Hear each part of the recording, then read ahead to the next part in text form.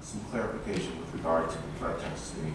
I guess my issue is with regard to the randomness and how it becomes random when it in fact to be paired with the state submission, if you will. Can you kind of just explain to me, if we're going to use the state submission, how then, and that's done annually at a time certain, how is it then being able to use that same examination, our drug test, how does that become random when we know the window that we have to submit information to the state?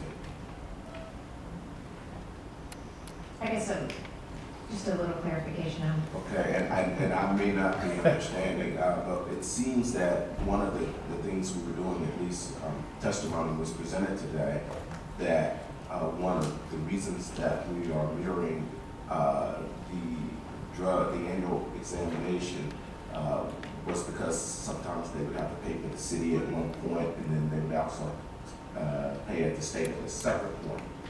If in fact there's some submission with regard to the drug test annually with the state, we're going to put this into one test, right? We're essentially eliminating a random test for the city. Then how then it becomes random? How is it random? But we're not eliminating random for the city. We're actually implementing random for the city. So we're adding an additional test. We are adding an additional test of random, and we are removing, for renewals only, the annual testing. So we're renewing. Repeat that again. We are now adding random drug testing for PATSA drivers. Right. Under the new PATSA agreement. Right. That previously was not in effect. Okay. All right. But do they still have to support, report to the state annually and provide an annual random drug test for the state? For the state, they have to provide an annual and random. That is not new. That's Right. Right. So we're simply just adding another test. They're subject to the random testing. The state chooses to require the random test. They're subject to the state as well as to us. So, the state could mandate them to take one, or we could, but it's random.